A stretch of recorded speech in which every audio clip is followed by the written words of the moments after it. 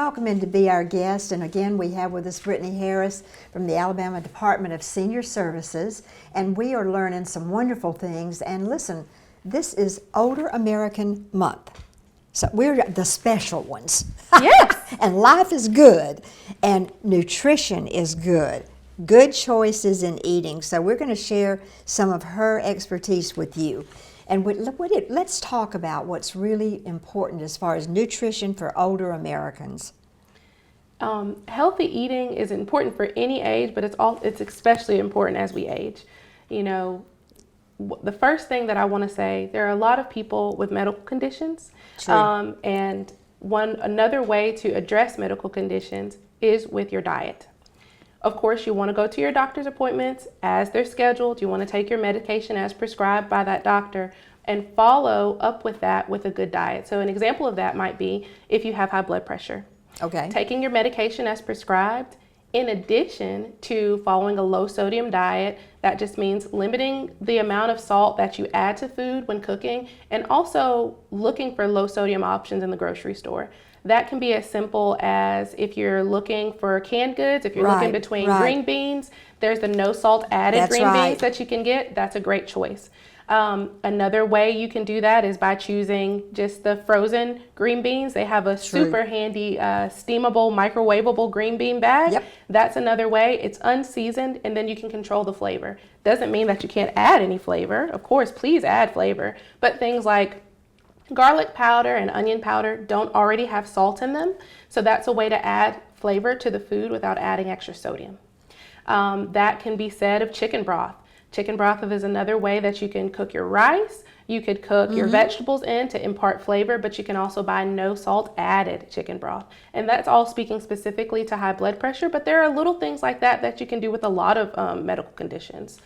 Well, I just think as you get older, you're more likely to have some of these things, and then diabetes is just rampant throughout our state, unfortunately, and a lot of that can be controlled with diet and exercise. Yes, That's it's not like once you have it, it's forever. That's not true. So now I will say this, once you have it, you're always going to talk about it. You know, your doctor will see it. You'll see it on your chart. You'll see that you're diagnosed with it, but that doesn't mean it has to have a negative impact on your body.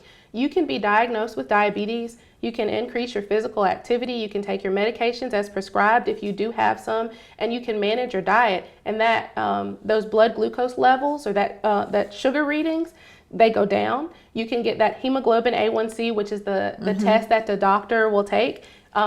We want it less than 7, and you can definitely get that in control with a good diet, good medication, and a regimen. What that would look like is managing to try and limit or avoid some of those sugar-sweetened beverages. Is a great first step for that. Well, then let me ask you another question while we're at this. Everybody's drinking all these diet drinks. What have you learned on that? That's confusing.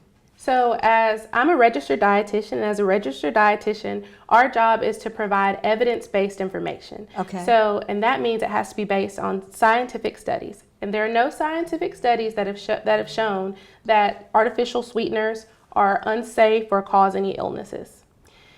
They're fine, and they're great tools, honestly, in managing your blood sugar. And an example of that is, we could do, Crystal Light is a great brand that does sugar-free or artificial sugar, ones that are not sugar sweetened. So that's a great beverage option to not increase your blood sugar or increase your intake of what we would call a concentrated sweet. So a recommendation if you have diabetes is to, and this is for anybody, but to eat the fruit rather than drink the juice. An example of that is, so it'd be better for you to eat a small apple than to have, a half a cup of apple juice. Apple juice, and that's to emphasize that it's not just sodas, it's any sugar sweetened beverages. Gotcha. Absolutely. And that's because a half a cup of apple juice will cause your blood sugar to spike a lot quicker than an apple. An apple has fiber, it has vitamins, it has minerals, and your body has to work to break down to get to all those things.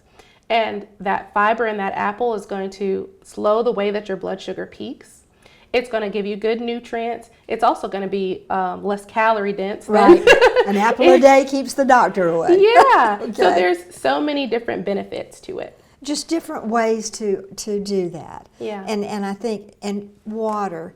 Don't drink all the diet drinks and all the Cokes and all the, drink water. Yeah. Water, yeah, It's water really- is really important too. It's really good. Yes. There are lots of ways to navigate it and do it. I think that our primary concern is that we want, there's a lot of temptation out there you shouldn't spend your whole day drinking nothing but Coke Zeros. Right. They're meant to be a tool to utilize so that you're not spiking your blood sugar. That doesn't replace water. It doesn't replace the hydration of it. Your body needs it. Yep. Yeah. Yep, that's for sure. So I love that because I think what we're talking about is like really taking a look at what you put into your body and making alternative choices. Yes. Okay.